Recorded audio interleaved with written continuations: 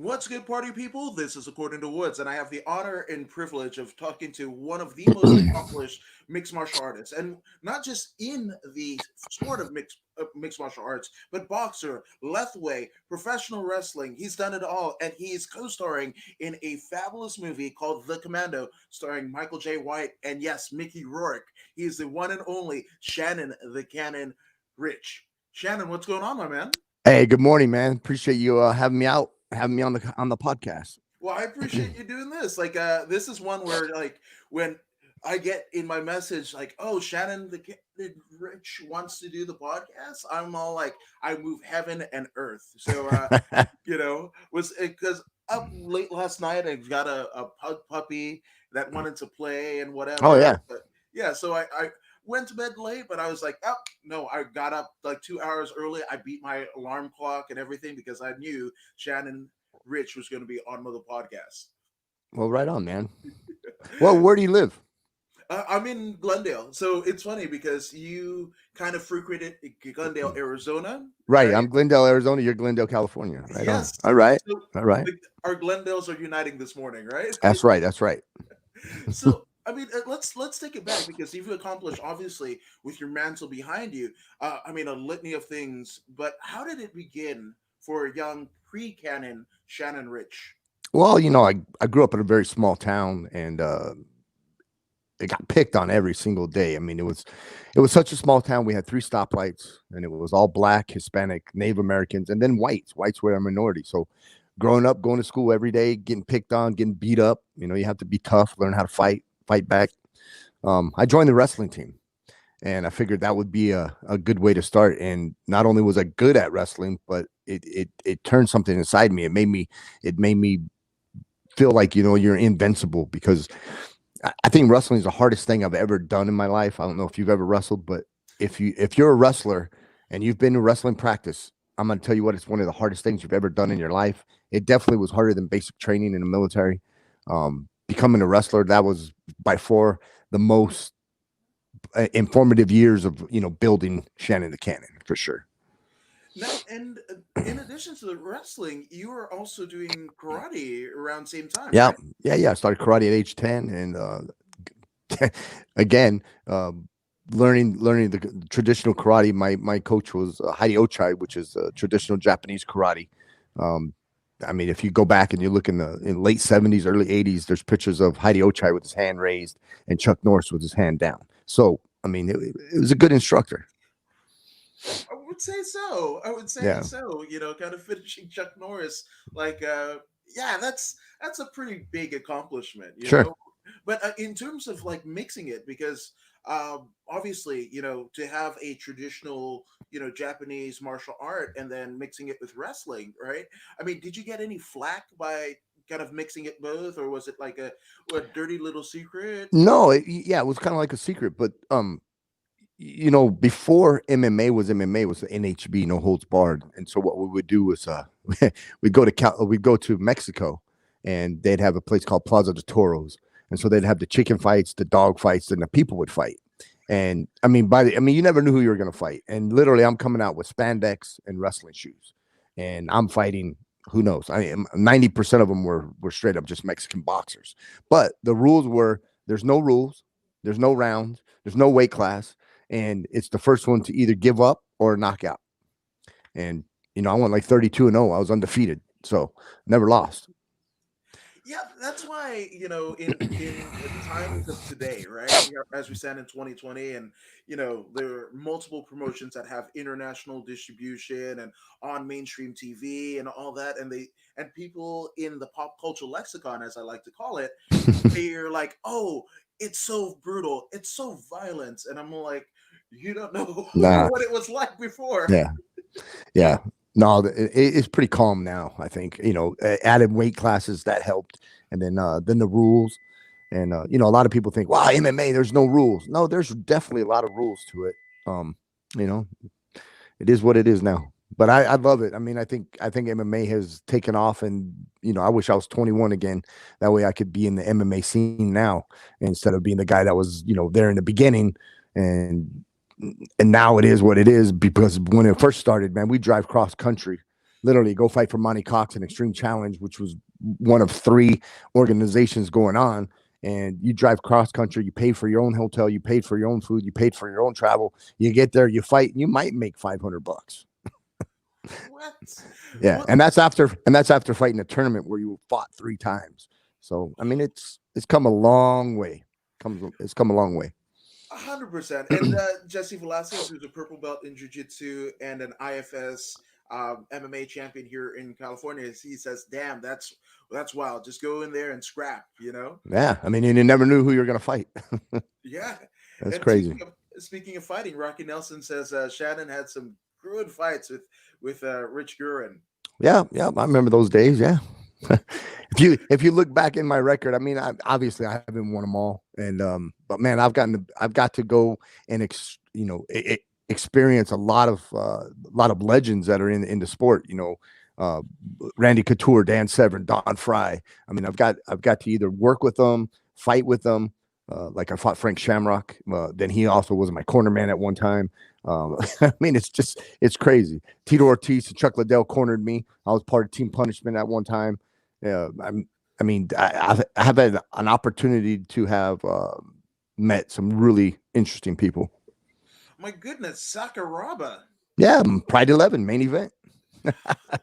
That's it, and that's what I love. When we mentioned like the Josh Barnett's and Sakurabas and even Billy Robinson. Yeah, Like a lot of people, float into like the jujitsu or judo, sambo, but like catch wrestling is like kind of sprinkled and littered through all of those kind of sports. yeah. I mean, you look at all the leg locks between sambo and catch wrestling. I mean, the leg locks are an intricate part of mixed martial arts, and there's so many guys that are just now coming out to say, "Oh, leg locks are part of it, and we're going to use it." I mean, the IBJJF right now, they just said in 2021 we're finally going to allow leg locks and heel hooks in Brazilian Jiu-Jitsu. What? They've never had leg locks in Jiu-Jitsu. They've always said, "No, we can't do it. It's illegal." And now they're going to let us do it. So yeah, man, catch wrestling is definitely a big part of it. Absolutely. And Jesse says, always respect the OGs. That's legit. No picking and choosing back then, which that happens, especially with the kind of ascension that the sport has, basically been in 2020 and before, people duck fights and everything like that. But that wasn't the case there. If you ducked a fight, you didn't get paid. 100%. And like now, I think in the UFC, and you're talking, guys that are in the top 10 or whatever, they get to choose three times. They give them an opponent, and they'd be like, "No, I don't want that guy." Well, they'll come back. "Hey, do you want this guy?" They're like, "No, I don't want that guy." "Okay, I'll take this guy." I think you're allowed to choose three times, unless you're Cowboy Cerrone, because Cowboy will fight anybody, and that's why I like him so much. Is he'll fight anyone, anywhere, anytime. But there's not many guys like that anymore. It's now it's like hey, I need 2 months to train for a fight. I need videotape, and I need to know everything about my opponent. And if I have a hangnail, I'm not going to fight. I mean, Yeah. come on, man. We fought so many times with broken bones. We fought, you know, injured. I mean, bad injuries, and we'd still fight. So, and not only did we fight once, we had to fight three times in one night. No, 100%.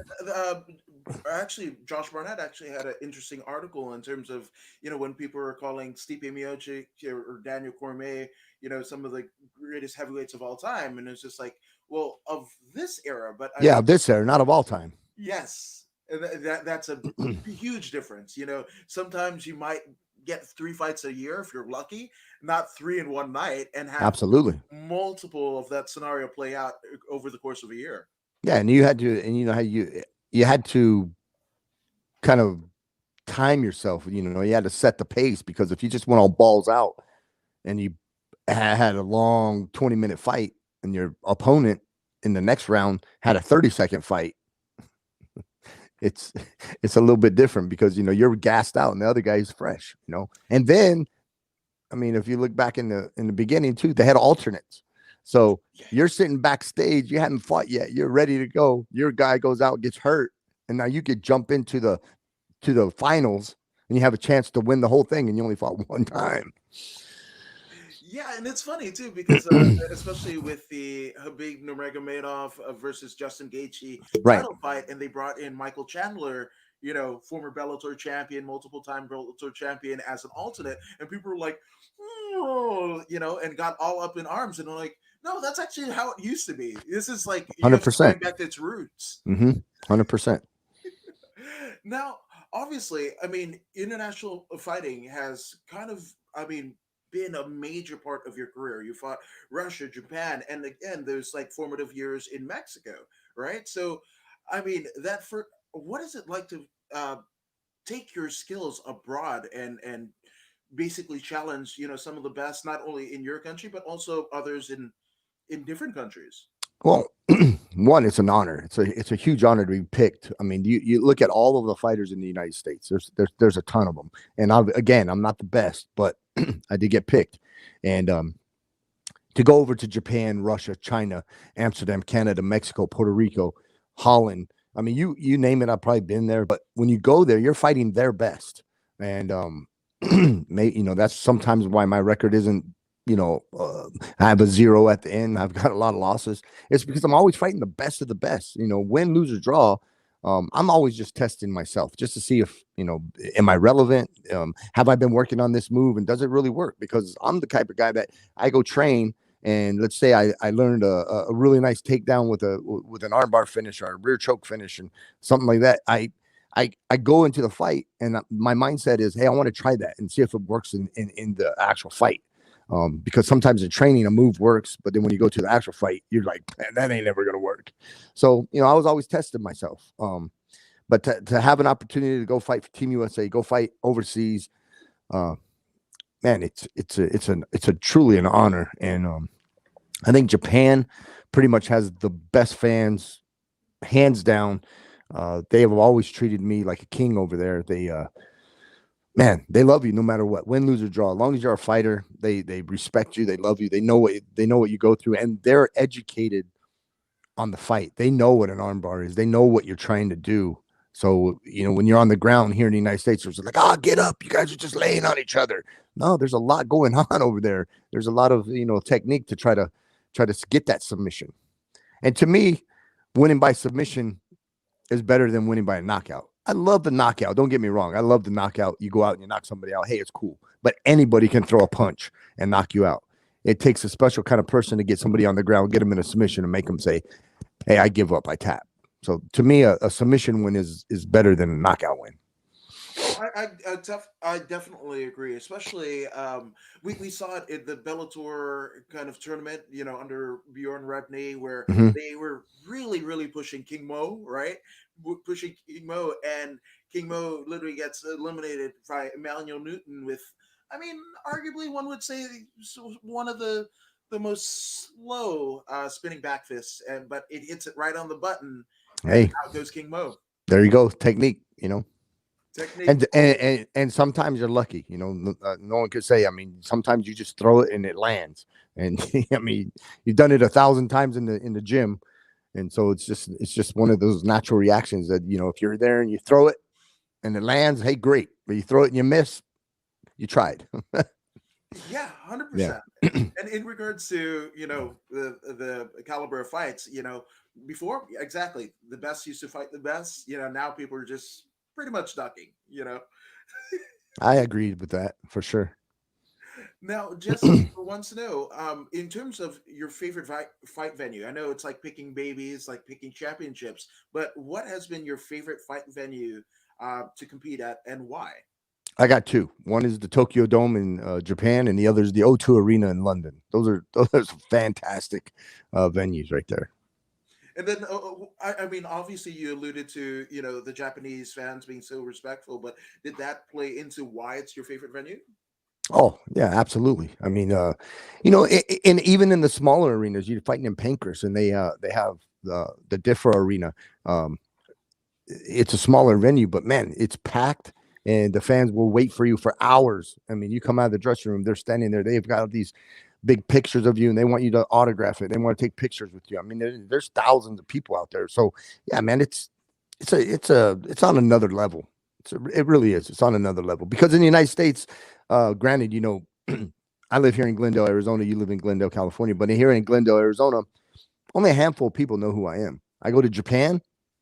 It seems like everyone knows who I am. I walk into the store, oh, Shannon's son, and they want a picture, they want an autograph, and it's like, how do these people even know who I am? And it's wild. Yeah, but I mean, just typing your name on YouTube, and that's to me, I find it a bit of it's a bit of a farce because I mean, literally, when I put your name on YouTube, literally something like 400 videos came up, just like in my digest. So I mean, again, one of the most accomplished people to ever do it, and I mean, again, a litany of sports: lethway, pro wrestling, MMA, jiu-jitsu, like it's all there. Right. So I thank the Japanese people. They know what's up. Yeah, they know what's up for sure. Yeah. Trying to educate the ones here in the US. So we're trying though. Well, hopefully this is doing it right. I mean, Yeah, yeah. the Absolutely. the You two know? Glendales getting together and I mean, literally shouting the praises of Shannon Ritch, and it deserves to be said. I appreciate it. Now, and Jesse says, "Hell's yeah, record don't mean ish." If you fought, Randy Couture, not the best record, but you fought every one of the best, so that Well, deserves to be said. I can't even think. I think in the last 10 years, no matter where I fought, I always fought the number one guy wherever I fought. I go to Russia, I got to fight the number one guy. Just China, you go fight the number one guy. You can go fight in Japan, up, you got to fight the number one guy. Mexico, up, you got to fight the number one guy. It's like, man, don't I ever get an easy fight? No, I don't even know what I don't know what an easy fight is, man. I'm always it seems like I dig a deep hole and I always have to fight, someone that's good. I was gonna say it's almost become a self fulfilling prophecy, kind of touting the fact that hey, we didn't duck fights and everything, so Oh, we will give I've you never fights that you didn't duck. I that's one thing I never ducked a fight ever. I mean, usually a promoter would call me, and my career has been the guy that I don't want to say I saved the show, but so they have a main event and they've been promoting it for a while. Something happened, and literally either hours notice, literally hours, or 1 or 2 days. Hey Shannon, can you come fight? This guy got hurt, and I'm like, sure, I'll come fight. And I show up, I fight. Win, lose or draw. I showed up and fought, and that at least that guy had an opponent because I mean nowadays it's like if a guy gets injured or whatever, the fight's canceled. They don't bring anybody in last minute. I mean, who do you got? I was that guy. I was that guy that, hey, it doesn't matter if it was King of the Cage, Rage in the Cage, or Hook and Shoot, or, IFL, PFL. It didn't matter what it was. The organization could be Super Brawl, whatever. Hey, Shannon, this guy got injured. I need you. Can you come out and fight? Yeah, sure. I love it. Let's go. I love it. I love it. And again, that's that Bushido, talk about like Japanese karate that you started out with, and you Yeah. brought it full circle because that Bushido mentality. Well, my trainer, my coach, was always said you never knew when the fight was going to happen. You didn't never know. It could be tomorrow. It could be a week from now. You always got to be in shape. You always got to be ready to go because you never knew when you were going to get that phone call. And that's how I've kind of lived my whole career of always be in shape, always ready to go. And that's how I've gotten a lot of fights is because they know that one, I got a passport. Number two, I'm always ready to fight. And so, I'm pretty easy to deal with. Promoters are like, man, I love working with that guy. He just shows up and fights. That's it. That I know, 100%. And for any aspiring fighters, that's usually when you get a manager of some sort. The first thing that any reputable manager will tell you is get your passport. That's Absolutely. paramount. And you got to get a passport and have current medicals. I mean, that's another thing is, you got fighters that, well, I'll get a medical. I'll get the medicals when I get a fight. Man, you better have up-to-date medicals all the time because if you don't, you may miss out on an opportunity. Absolutely. And that's one thing that you haven't done. And speaking of opportunities, we'd like to thank the great Nate Wren of Podium Sports for putting this all together. He basically messaged the both of us to kind of get this done. So thank you, Nate Wren. Yeah, Nate's a good guy, man. I've known Nate for a long time, and that's another guy that will fight anybody, anywhere, anytime. I mean, you tell Nate there's a fight, man, he'll jump in there, win, lose, or draw. It doesn't matter. It could be MMA, it could be boxing, kickboxing. He don't care. Nate's a character. He's a good guy. Oh yeah, and not just that, but the running and marathons, Oh, like literally jeez. any sport you throw at Nate Wren, he'll write an article about it. He's the Yeah, best. yeah, hands down, man. The guy he jumps in there with both feet for sure. Absolutely. And Jeffrey Johnson saying everything you're saying, all facts, 100%. Well, yeah. See, just Google it. It's there.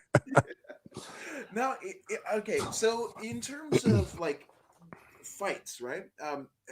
Do you have a favorite fight? Well, man, there's a bunch, man, but obviously it's got to be Sakuraba main event Pride 11. It didn't last that long, and I got caught with a ankle lock, but man, it was probably one of my favorite fights of all time. Yeah, and then I fought. God, man, I fought so many times. I don't really have a favorite fight. I mean, it's just it is what it is. Go out and fight. It is what it is. Well, how about the experience? Because sometimes the fight Yeah, is the more than experience now are yeah. amazing. I fought in Russia.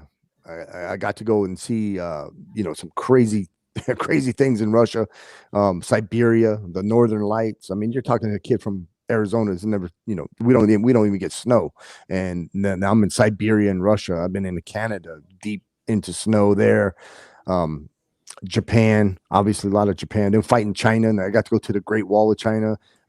I've seen so many things. And what's cool is me and my wife, we actually, she corners me a lot. There was a UFC a while back where this guy brought his girlfriend to corner, and everyone made this big deal about it. Man, my wife has been cornering me for years. She's cornered me in 5 world title fights. I've got 5 world titles as her as my corner man.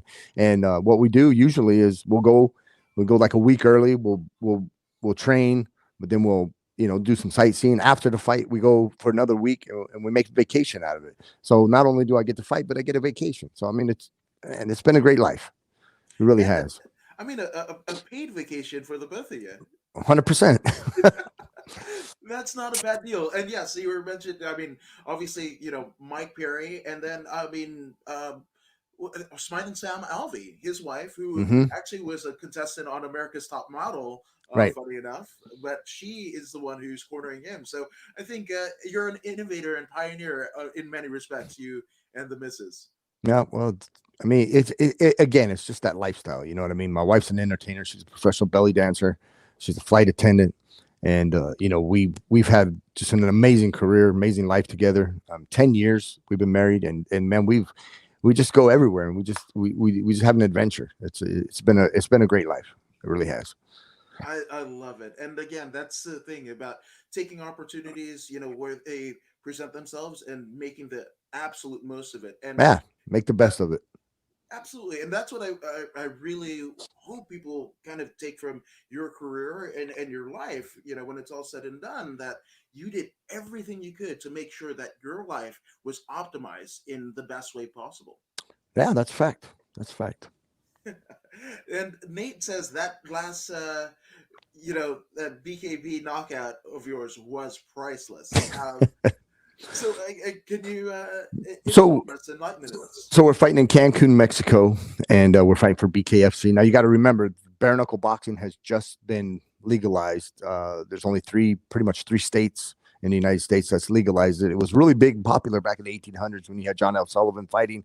He was the heavyweight that pretty much made bare knuckle boxing a household name. And then they decided to put mittens on and learn how to put gloves on and become boxing. Well, before it was bare knuckle boxing, and they brought it back. BKFC, bare knuckle boxing fighting championships. They brought me into Cancun. I'm fighting for the international super fight heavyweight championship of the world.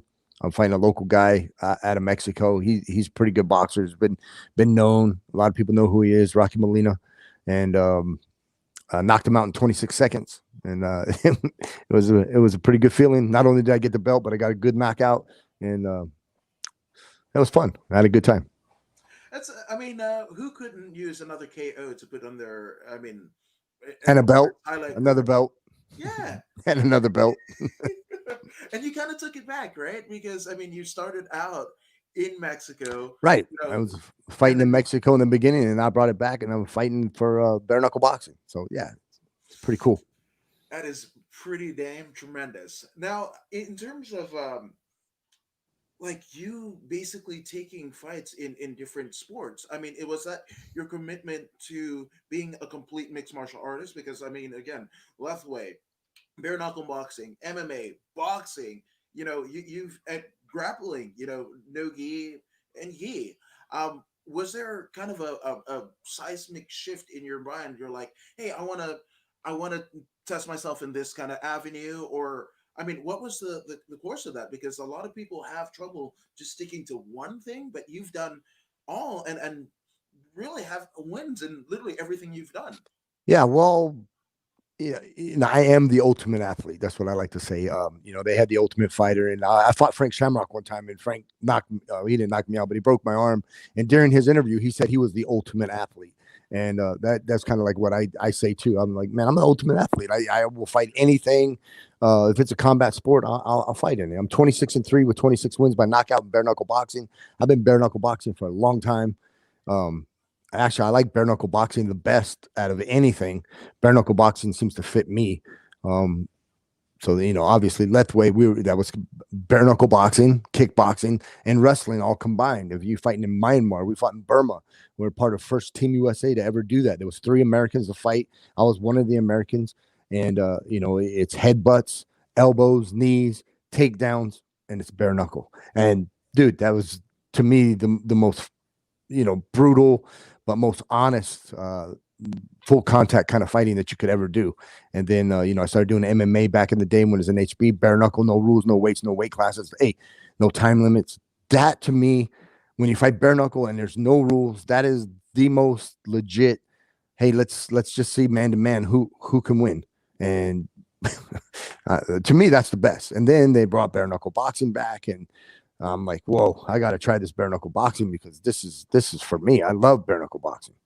So Now, do you? I mean, if we're looking into the crystal ball, are we going to see a title defense in the near future?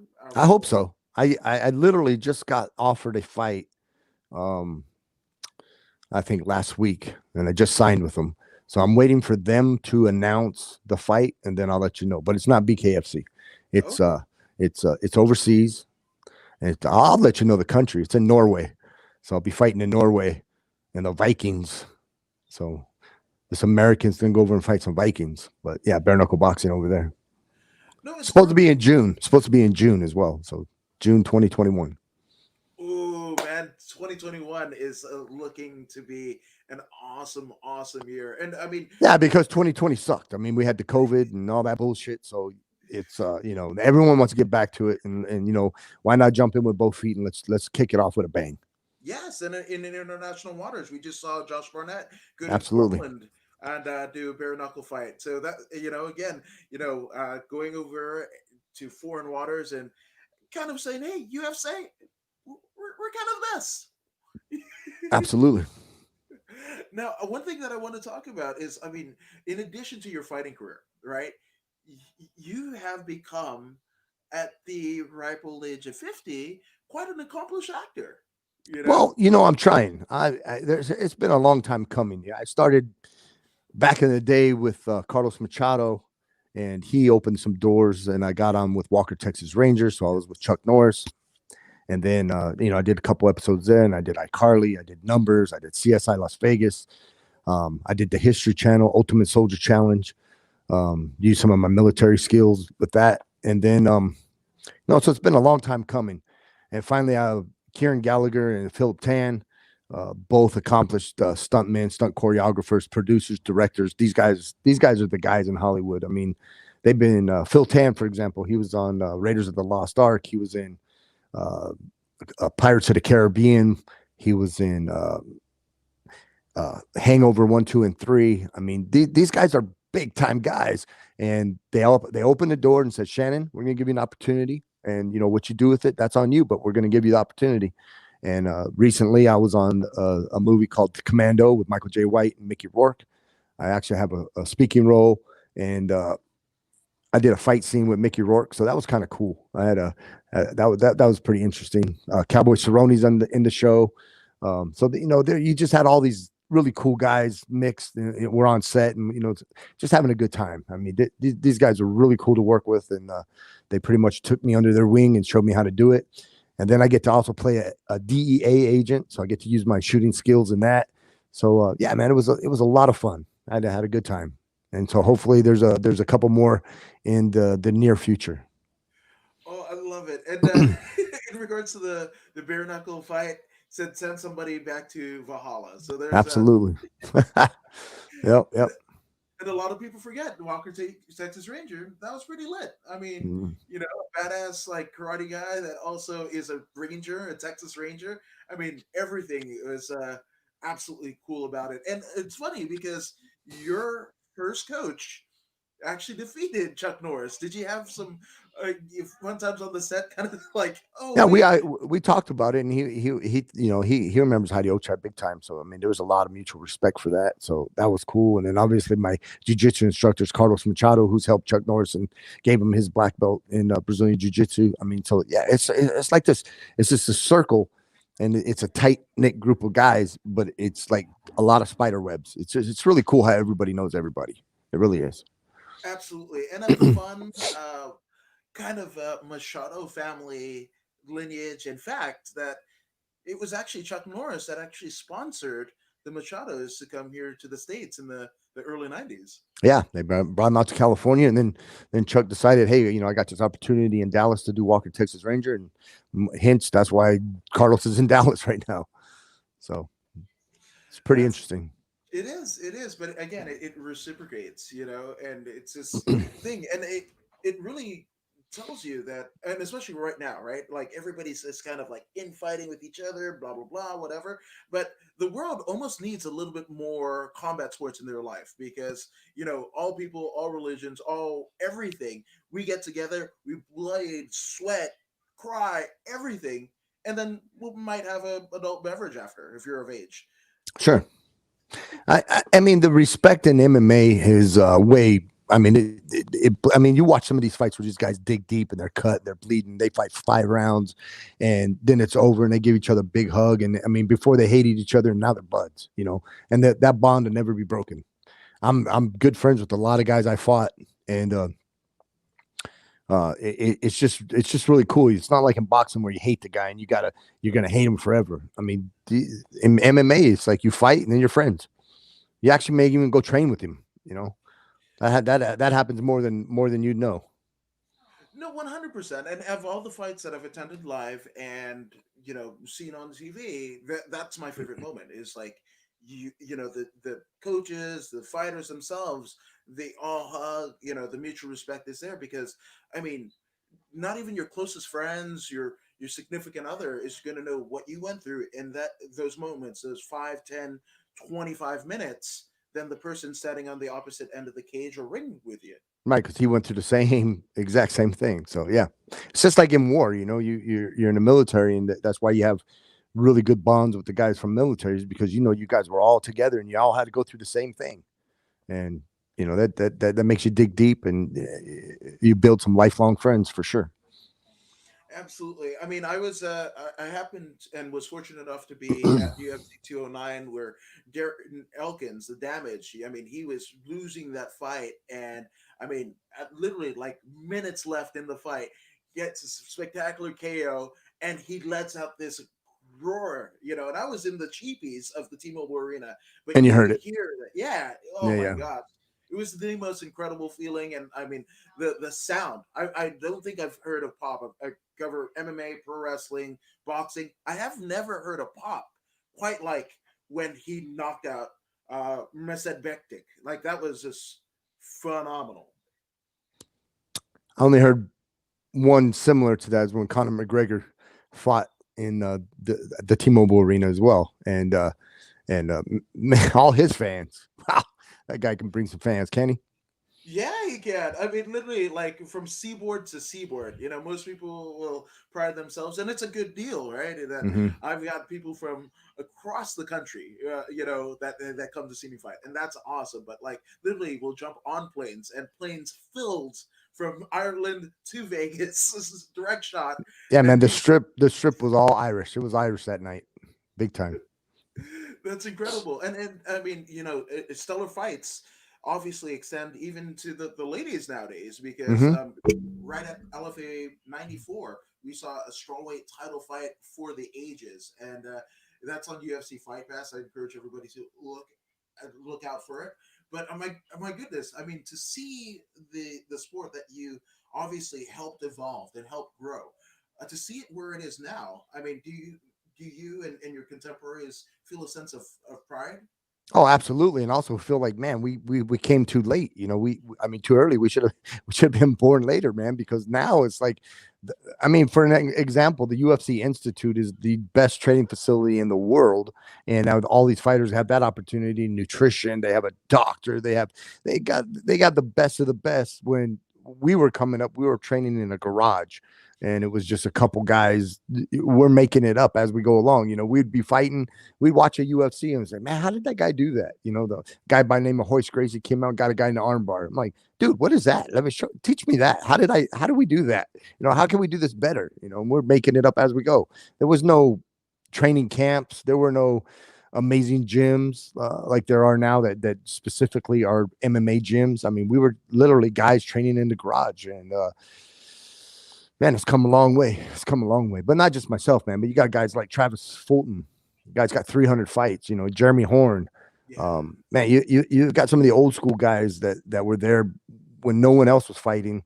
And if it wasn't for us fighting in these little small shows, Super Brawl, Extreme Challenge, Hook and Shoot, shows like that, then MMA would have died, because this was the time when MMA, well, at the time was in HB, the UFC was banned on pay per view. Was banned. They wouldn't even have it. And if it wasn't for these smaller shows, I think the sport would have died. You know, there was a guy by the name of Monty Cox. He's the promoter for Extreme Challenge. He was putting on shows.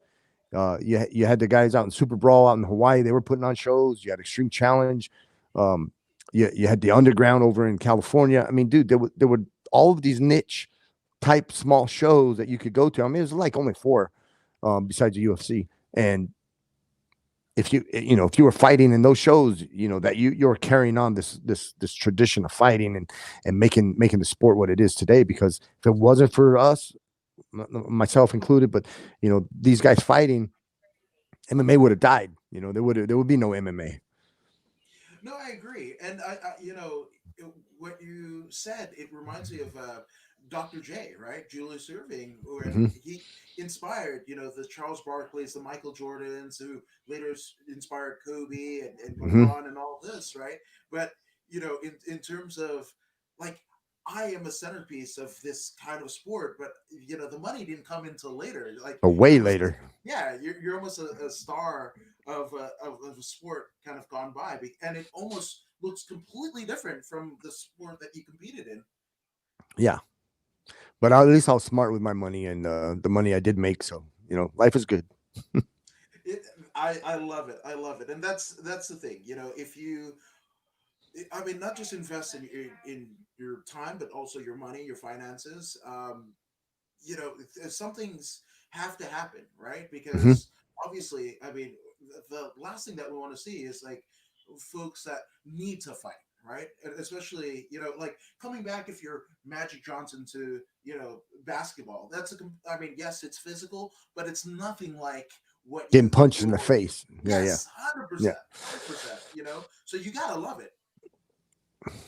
Yeah, no, no, no, you gotta love it. If you're a fighter and you don't love it, you're in the wrong sport. And you'll find out really fast. If you don't love it, you're in the wrong sport. You're doing the wrong thing. Yeah, no, absolutely, absolutely. Now, obviously, I mean, you have, I mean, some format of martial arts pretty much since you were 10, right? Yeah, So yeah. we're talking about a 40-year career. We talk about love for the sport, right? What makes you still want to compete at, top levels and Well, trade? well, now obviously it's the money, but number two is it's always testing myself. No matter what, it's testing myself, see if I'm still relevant, see if I'm still good enough to compete. And I guess when it comes to that point where I'm not capable or I don't feel like I'm being competitive, then we quit. But right now, I don't see it coming. I love it. I love it. And one of the other things that you've done, obviously, we talked about your illustrious career, your acting pedigree. And I mean, it's funny that we could see Shannon Ritch on iCarly. That's just phenomenal. But obviously, you are a social philanthropist. All of the things that you've basically amassed, all the lessons that you've amassed in your life, your career, and everything that you've done, you willfully give it out, right? And you have seminars and anti-bully, seminars. So what has that process been like, kind of empowering the youth of tomorrow? Well, if it's I can just change one kid's life, then it was worth it. I was that kid that was bullied. I was that kid that a lot of people don't know about it, but in my documentary we talk about it. Is that uh, I was that kid that was going to commit suicide. I was being bullied so bad that it got down to the point where what, I can't take it anymore. I'm going to kill myself. And if it wasn't for my mom, uh, I wouldn't be here for right now. I definitely wouldn't be here. And so when I go to talk to schools, inner city schools, I talk to the kids that are getting bullied, and we have talks, and I tell them, you got to have courage. And they go, courage, and I'm like, yeah, you have to have courage. Courage is the word of the day. You got to have courage. You have to have the courage to, one, tell the bully to stop picking on you. Number two, have the courage to tell a teacher, tell your best friend, tell your mom, your dad, your principal.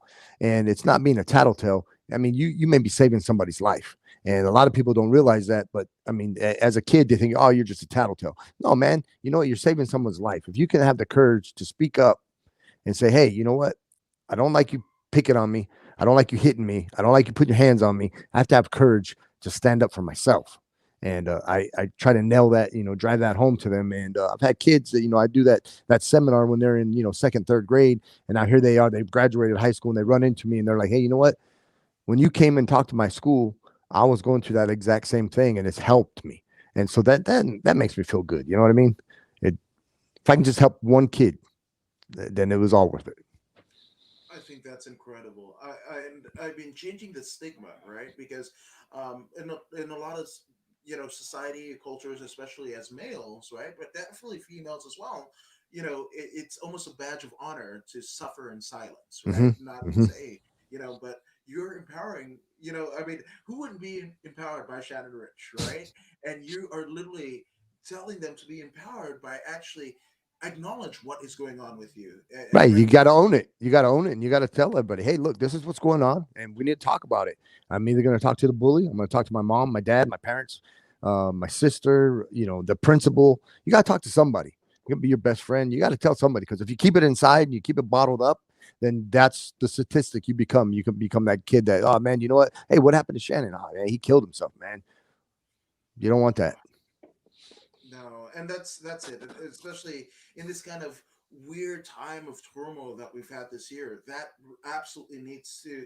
I mean, people have lost jobs, health care, opportunities, and everything like that. But like, just reach out. That's it. Yeah. And And sometimes and like, it and what's crazy, it's not like how it was when we were kids, where man, I'm gonna beat you up and take your shoes.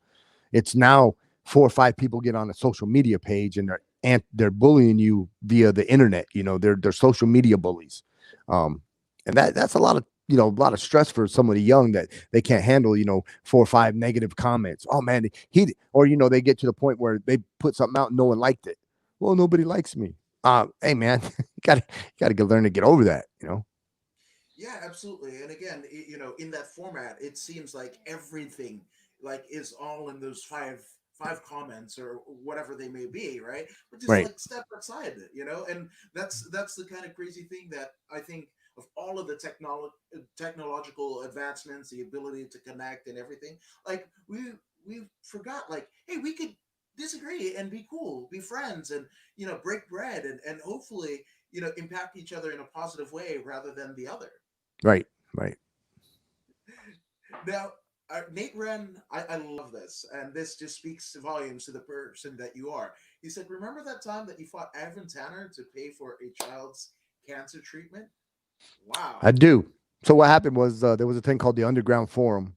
It's probably still around. I don't know. I haven't been on there in years, but they put out a thing saying, "Hey, man, will anybody fight Evan Tanner? We're going to fight for free. We're going to raise money for a kid who has cancer, and we need to pay for it." I said, "Man, nobody wanted to fight Evan Tanner. This is Evan Tanner was a UFC fighter. So I raised my hand, and said, "Hey, I'll fight you." So I went out, I fought him. Uh, Gave him a big black eye, man. It was great. And then he took me down, he choked me out, and I tapped. And we became friends after that. And it was sad when he died, man. But it was definitely interesting to fight Evan Tanner for free and give some money to a kid who needed it. So yeah, that was pretty cool. Oh, that's brilliant. Oh my gosh. Like, that. you tugging on my heartstrings, man. Because again, a lot of people, say that I want to help in this way or whatever, but you literally put you and Evan, and rest in peace. But you put your bodies on the line to make sure that this kid's tomorrow looked a little bit brighter than it is, and at the very least to ease his family of the financial burden that Right, cancer could ravage. right, right. That's pretty Yeah, cool. absolutely. Now, you talked about the documentary, right? Yep, yeah. I definitely want to talk about it because obviously, I mean, did it feel kind of cool and surreal that you're kind of looking over your life and all the things that you did and documenting it? And were there things that you didn't realize? Maybe the people that were interviewed, of their opinions and stories of you that you didn't even realize when it was happening. Oh, absolutely. I mean, so what happened was there's a guy named Mike Petroni. He is a producer out in LA. He's an actor as well. And he said he met me and he's like, Shannon, you got an amazing life. I'm like, well, I appreciate that. And he goes, no, you got a story. We got to tell it. And I'm like, it's just me, what I was like, what? And he was like, dude, you grew up, you were being bullied, you were you wrestled, you did karate, you did kickboxing, you did MMA, you've had this crazy career, then you joined the military, and then you went over to Iraq and you were a bodyguard for the United States Ambassador Colin Powell, Condoleezza Rice, Donald Rumsfeld, did all this crazy stuff. We got documented, so we got to tell your story. And so he followed me for like 2 years. Good, bad, and ugly, man. He followed me. He filmed everything, and now they're editing it. It's an editing process. They're in talks with Netflix right now. It's going to happen.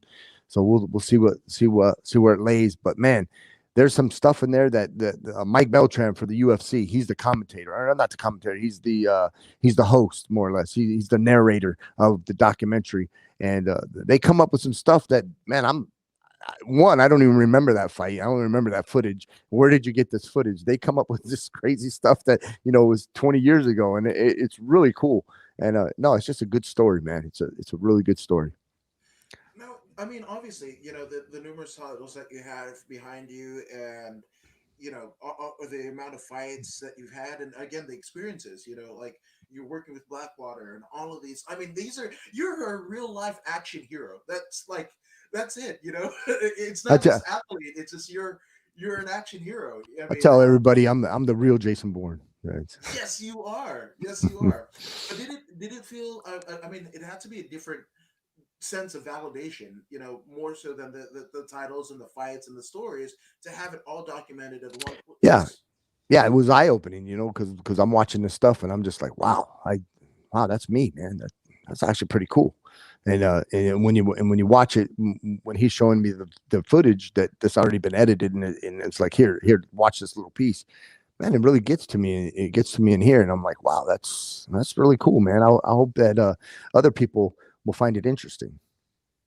I think they will. I mean, I absolutely, and that's the thing about it. Like, you know, most people on the surface will just see what happens in the fight, but the stories to get from fight to fight, and the memories exchanged by the people around you, and again, you as a fighter, you're kind of tunnel vision because you have a goal in mind, and that is like destruction of the opponent. But I mean, all of these stories almost, without being told orally or literally, right? They get lost. Yeah, yeah, yeah. I definitely want to get back to the Commando, right? So in terms of filming with Michael Jai White, who, like yourself, is a consummate mixed martial artist through and The guy through. does it all, man. He does jujitsu, does karate, he does boxing, his kickboxing. Yeah, he's a pretty talented guy. And then Mickey Rourke. I mean, former Academy Award nominee. I mean, he's what is it, War Machine in the Iron Man movies, as well as I mean, one of my favorite Mickey Rourke movies is actually The Wrestler. Yeah, that's Uh, actually mine too. Mine too. yes, yes. So I mean, what is it? I Obviously, honestly I can relate to that wrestler big time, man. Me and my wife is like, wow, that's our life. That really hits home with me. That's I relate to the movie The Wrestler for sure. was there anything, especially? I mean, not just a fighter in life, but also a student first and foremost, right? So you're literally with an on-screen legend in Mickey Rourke. Was there anything that you learned from him in terms of his method of the way that he approaches things that you can take in your career? No, man. I will say he was very nice, and he was open to talk to everybody, not just he's a big superstar and he wanted to be in his trailer and be left alone. He took the time to talk to the cameraman, to the people doing the craft, where they're the food service people. He was actually a really nice guy, and sat and talked to everybody. So that was pretty cool, and I like that because in MMA it's the same thing. You got guys that will sign autographs and take pictures for everyone, and then you got guys like Anderson Silva, who came here to Phoenix recently, or not weeks, like a few years back, big UFC star. And this little kid, I personally watched this. Little kid came up to him and said, "Hey, will you sign this autograph?"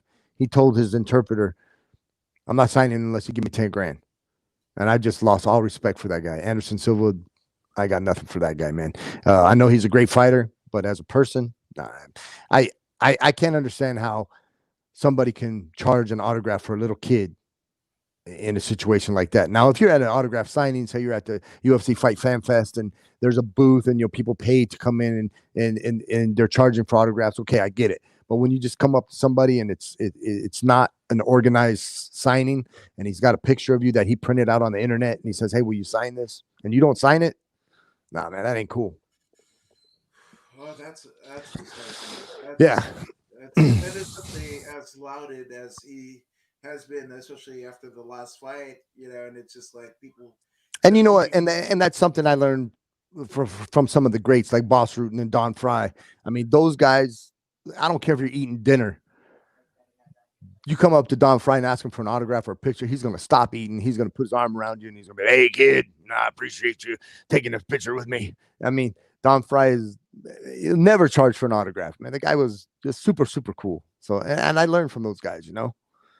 That's I mean, a good principle to kind of set. And I mean, I love that you mentioned Boz. Boz is a friend. Having Got some interviewed. big things coming up with Boss Rude now. I mean, I'm not going to let the cat out of the bag, but in the near future, there's going to be a lot of big things coming up with Boss, the United States, and I can't say anything right now, but just this, I'm going to say this: 2020 is going to be a big year for some fighting in the United States. Ooh, I cannot wait. I cannot wait. 2021, sorry, 2021. I can't wait.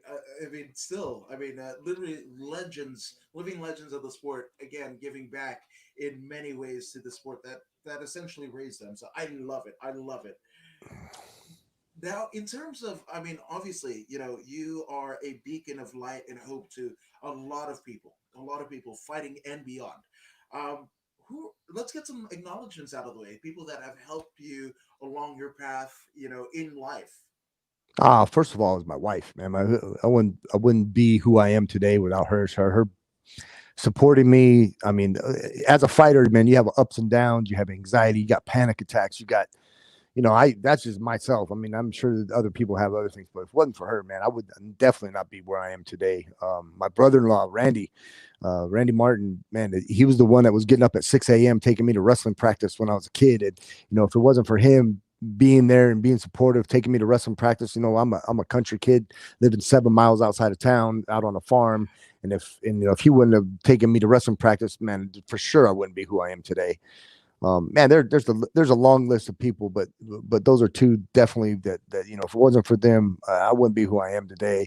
Obviously, for Carlos Machado, if it wasn't for him, I wouldn't be a fourth-degree black belt, and I wouldn't know the jiu-jitsu that I know because a lot of people don't understand, but the Machados and the Gracies are cousins, and if it wasn't for them and their family, there would be no Brazilian jiu-jitsu. There would be no jiu-jitsu. We would be stuck with just some karate stuff that taekwondo and karate. I mean, and maybe some judo. But if it wasn't for the Machados and the Gracies, there wouldn't be no jiu-jitsu. And my hats off to them because I love Brazilian jiu-jitsu. I have a school, canonbjj.net. You can always come check out my school if you're in Arizona.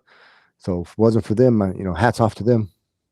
I love it. And I mean, before we go, we got to talk about again four stripe black belt. In Brazilian Jiu Jitsu. In terms of life lessons, what has the sport of Brazilian Jiu Jitsu and competing still at a very high level um, taught you?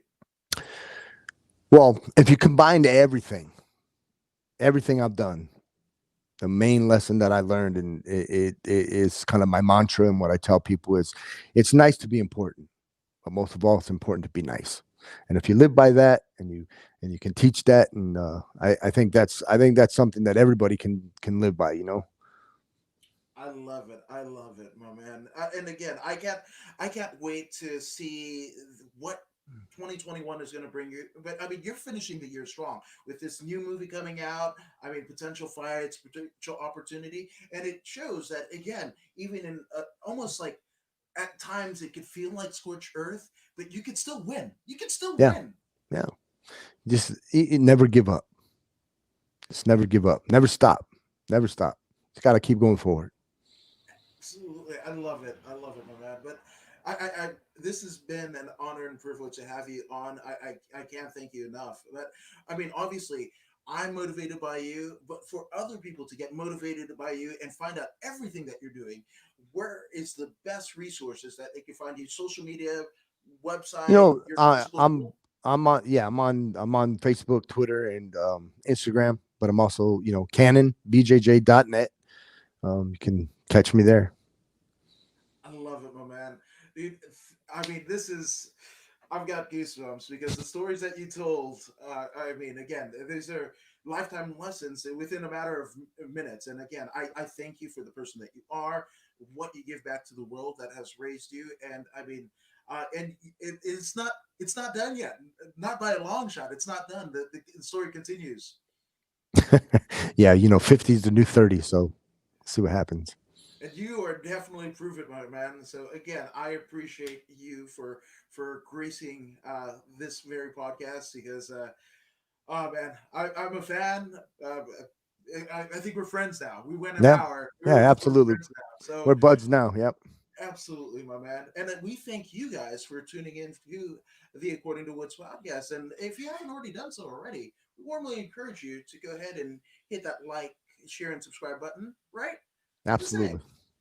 And just don't take our word for us. Here's WWE NXT notable Zeta Zhang. Hey, this is Zeta Zhang. Make sure you subscribe to According to Woods